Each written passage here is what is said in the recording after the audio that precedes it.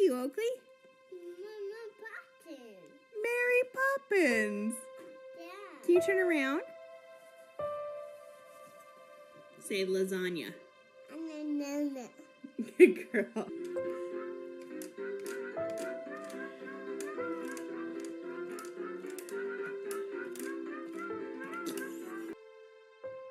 That was Oakley Carlson, a bright, joyful child whose smile could light up a room. But now, she's at the heart of a haunting mystery. One day, everything seemed normal, and the next, she was gone without a trace. In this video, we'll uncover the puzzling details of her case, follow the leads that have emerged, and piece together the story that's left so many searching for answers. This is a story that demands attention, because finding Oakley starts with keeping her story alive. Oakley Carlson was just 5 years old when she vanished from her home in Oakville, Washington, a small rural town in Grays Harbor County. Her disappearance on December 6, 2021, sparked a wave of concern that rippled through the community. The search began immediately, but what should have been a straightforward case of a missing child quickly evolved into a disturbing and complicated investigation. Her parents, Jordan Bowers and Andrew Carlson, were no strangers to controversy. Known for their turbulent pasts and troubling behaviors, they had already been under the scrutiny of authorities in the months leading up to Oakley's disappearance. But when Oakley was reported missing, it became clear that something far darker had unfolded in their home. Oakley's case, however, was not just a story about a missing child. It became a tragedy that would expose deeper systemic failures. The system, designed to protect vulnerable children, had overlooked Oakley's needs time and time again. Now, her disappearance served as a painful reminder of just how easily a child's life could be lost when the systems meant to protect them falter.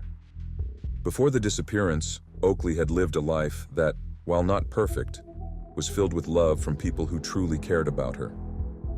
From infancy until the age of 3, Oakley had been in foster care, living with Jamie Joe and Eric Hiles, who became deeply attached to the little girl.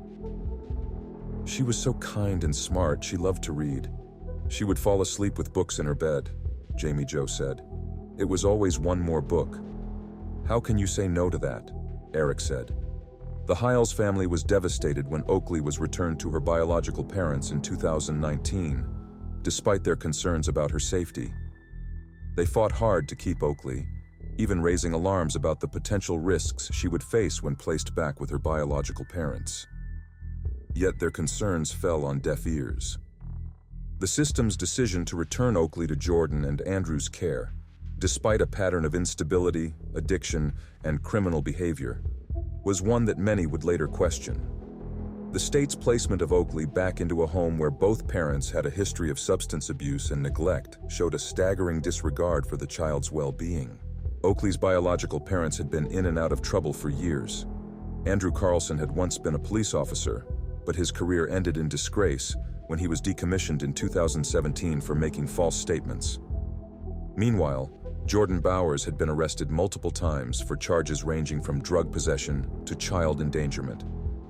Despite this, Oakley was returned to their care, a decision that many would later see as the first in a series of failures by the very system that was meant to protect her. Several key events unfolded leading up to Oakley Carlson's disappearance. In November 2019, Oakley was removed from her foster parents' care and returned to her biological parents, Jordan Bowers and Andrew Carlson.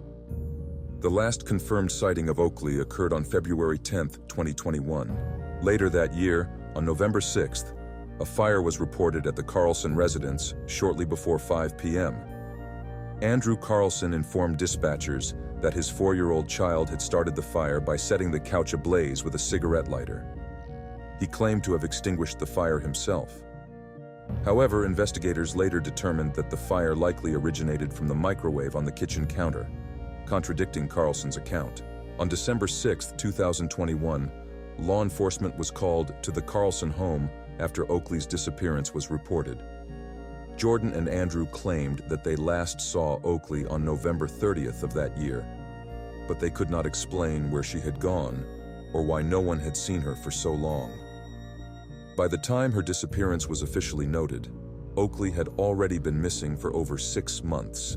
The timeline surrounding Oakley's disappearance was clouded in confusion. Despite being the last known people to have seen Oakley, her parents were uncooperative with authorities.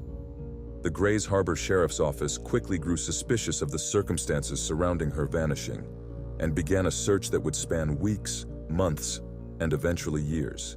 It was during this investigation that detectives uncovered the unimaginable conditions Oakley and her siblings had been living in.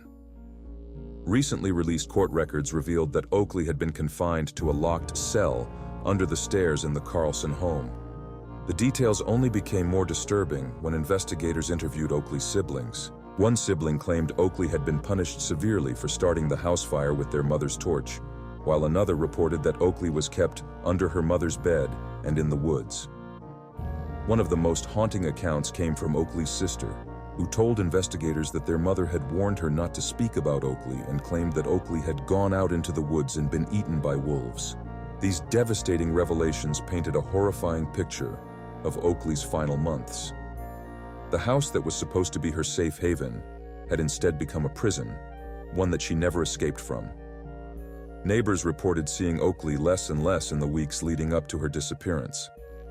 The school bus, which had once stopped at their home to pick up Oakley, stopped coming altogether.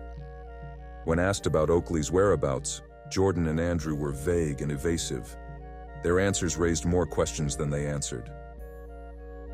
The search for Oakley became one of the most exhaustive and heartbreaking efforts in Grays Harbor County's history.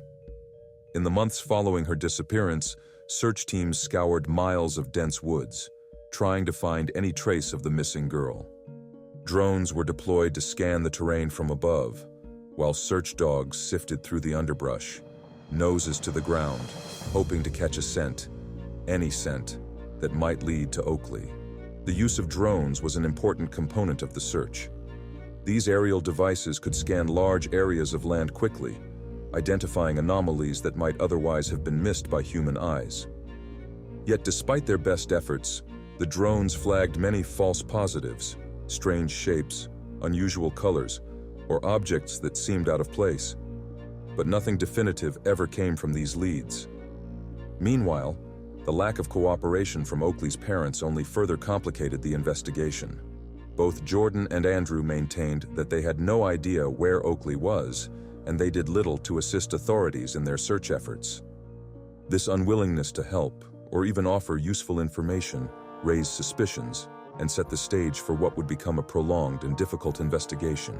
The unanswered questions: where had Oakley gone, and why did no one notice she was missing for so long, haunted investigators at every turn. Were they looking in the right places? Were there signs they had missed? And perhaps most disturbingly of all, could Oakley still be alive? In the aftermath of Oakley's disappearance, those who loved her were left with more questions than answers.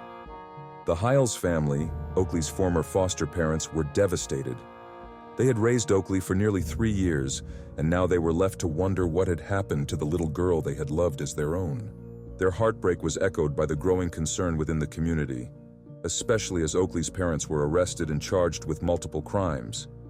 Yet none of those charges were related to her disappearance. Instead, they faced charges for child endangerment and drug-related offenses after Oakley's siblings were found to have been exposed to methamphetamine. The tragic irony of the situation was impossible to ignore. While Oakley's parents faced serious charges, there were still no answers about where their daughter was or what had happened to her. The anguish surrounding Oakley's disappearance soon turned into outrage, as attention shifted to the system that had returned her to her biological parents in the first place. The Department of Children, Youth, and Families faced mounting criticism for failing to protect Oakley, despite clear warning signs of instability in her parents' home. Advocates questioned why she was removed from a safe, loving foster family after nearly 3 years and placed back with parents who had documented struggles with substance abuse and domestic violence. For Oakley's foster family and her community, the tragedy was compounded by the knowledge that it might have been prevented if someone had intervened sooner. Oakley's disappearance has since become a rallying cry for reform. with calls for greater oversight of reunification cases and stricter monitoring of at-risk children. So, did the system fail Oakley Carlson? As painful as it is to say, the answer is yes, at least in part. The foster care system had worked for Oakley in her early years, but it was a system that ultimately allowed her to return to an environment that was unsafe, neglectful, and potentially lethal. Oakley's biological parents had a long history of dysfunction and criminal behavior, yet the system placed Oakley back into their care, against the warnings of those who loved her. The case has shown that sometimes, when the system is supposed to protect the most vulnerable among us, it falters. Oakley Carlson's tragic disappearance is proof that even the best-intentioned systems can break down, and when they do, it is the children who suffer the most. As we wait for answers, the one thing we can hope for is that Oakley's case will inspire changes to the systems meant to protect children like her, so that no other child will fall through the cracks as she did. For now, the haunting question remains: where is Oakley Carlson? And how many other children are out there, silently waiting for someone to notice before it's too late?